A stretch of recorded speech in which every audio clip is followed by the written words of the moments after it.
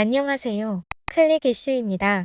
지금은 세계적인 팬데믹으로 인해 자유롭게 여행할 수 없어 해외여행의 수요가 줄었지만 일상의 답답함을 벗어나게 해주고 견문을 넓히는 데는 여행만 한 게 없죠.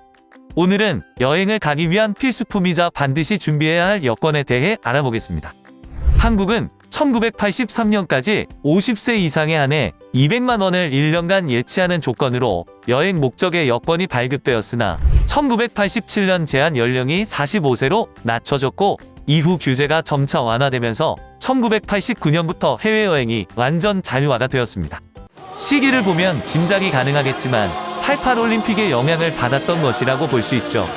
지금은 많은 경제적 발전으로 인해 더 이상 한국 국민들에게 해외여행은 특권층만 누릴 수 있는 호사가 아니게 되었는데요. 2019년 글로벌 여행도시 지표 GDCI 보고서에 따르면 전 세계 200개 도시의 방문객 국적과 지출 규모를 조사했고 그 결과 한국인 여행객의 해외여행 지출 규모는 세계 6위인 것으로 조사되면서 처음으로 상위 10개국 안에 들었다고 하는데요. 1위는 미국, 2위 중국, 3위 독일, 영국 4위, 프랑스 5위, 한국 6위 그리고 한국의 뒤를 이어 일본이 7위에 올랐다고 합니다. 해외여행으로만 보면 한국은 이미 일본을 앞선 것이죠. 일본은 한국에 비해 인구가 2.5배 많고 1인당 GDP도 높은 반면 해외여행하는 사람들 수가 한국보다 적은 것으로 발표됐습니다. 2018년 여권 발급량은 사상 최대인 523만 건을 기록했습니다. 이는 한국 국민의 40% 이상이 여권을 보유한 수준이라고 하는데요. 대한민국 국민이라면 누구나 쉽고 저렴한 비용으로 발급받을 수 있는 여권. 이러한 여권에도 국가의 파워가 작용한다는 사실 알고 계셨나요? 손바닥만한 사이즈의 여권에 대한민국의 파워가 깃들어 있다는 사실이 참 놀라운데요. 오늘날의 여권은 단순히 국가와 국가 간의 통행권이 아닙니다. 국제적인 갈등이 많은 나라의 국민들은 여권을 가지고 있어도 자유롭게 여행하지 못하고 반드시 비자를 발급받아야 하는 번거로움이 있습니다. 심지어는 여행 국가에 도착해서 입국을 거부당하는 경우까지 발생하는데요. 그럼 한국 여권은 과연 어느 정도의 위력을 가지고 있는지 자세히 알아보도록 하겠습니다. 한국의 여권 앞표지를 살펴보면 이름과 여권번호, 발급일이 적혀져 있습니다.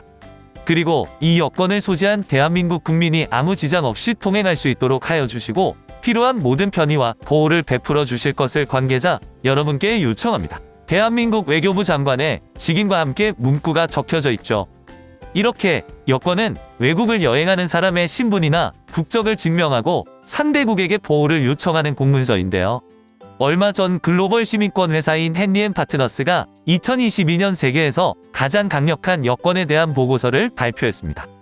여권 파워에 대한 판단 기준은 얼마나 세계를 자유롭게 여행하고 이동할 수 있는지에 따라 결정된다고 하는데요.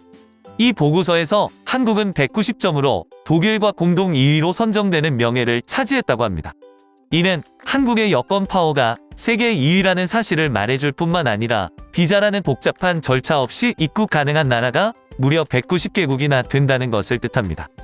유엔에 등록이 되어 국가로 인정받는 나라의 수가 195개국이라는 사실을 감안할 때 190이라는 수치는 거의 모든 나라를 프리패스로 입국할 수 있다는 것을 의미한다고 하는데요. 그만큼 한국은 여권 하나만 챙기면 자유롭게 다른 나라를 여행할 수 있다는 것을 뜻합니다.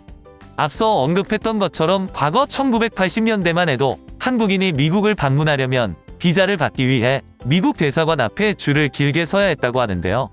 거기에 자신의 소득증명 관련 서류나 은행 통장 심지어는 건강증명서까지 제출해야 하는 경우가 많았다고 합니다.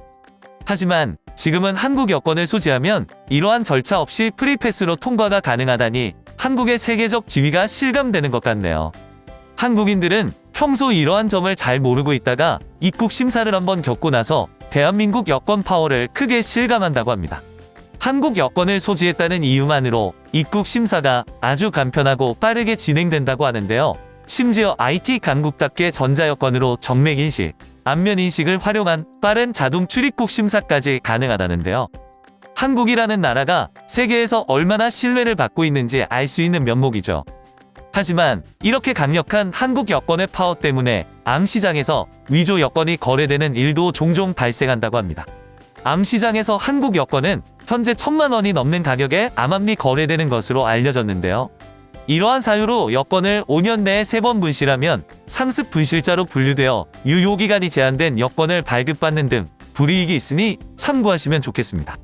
그리고 우리 여권 파워를 강화하고 이러한 위변조를 막기 위해 작년 12월부터 차세대 전자여권이 도입되었는데요. 표지 색상이 남색으로 바뀐 것뿐 아니라 위조를 쉽게 하지 못하도록 보안 요소를 더욱 추가하고 한층 더 세련된 디자인과 개인정보면이 특수 재질 폴리카보네이트로 변경되면서 내구성과 내열성이 강화되었다고 합니다. 개인정보는 단순 잉크젯 프린팅이 아닌 특수 레이저 각인으로 위변조가 더욱 어려워졌다고 하네요. 2008년 전자여권이 도입되고 2022년 새로운 차세대 전자여권까지 한국 여권의 눈부신 발전이 있었는데요. 최근 2년 동안 세계적인 팬데믹으로 전 세계 하늘길이 막혔죠. 그렇다 보니 방역 실패로 해외 입국에 제한이 있는 몇몇 나라는 2020년부터 여권 지수가 떨어지기도 했는데요.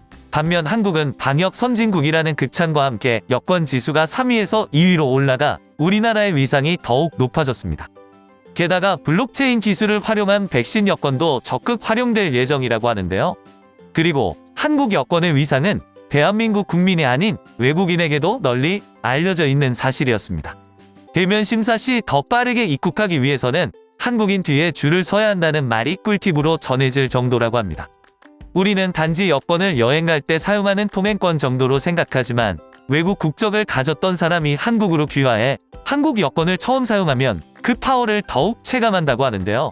국제사회에서 한국은 불법 체류나 범죄를 일으킬 가능성이 적다고 판단되고 신뢰받는 나라이기 때문에 한국 여권이 있으면 외국에서 특별 대우를 받는 경우도 종종 있다고 합니다. 오늘은 한국의 여권 파워에 대해 알아보았는데요. 세계적 팬데믹 상황이 끝나고 해외여행을 다니며 한국의 여권 파워를 몸소 실감할 수 있게 될 그날을 기대하면서 오늘의 클릭 이슈 마치겠습니다.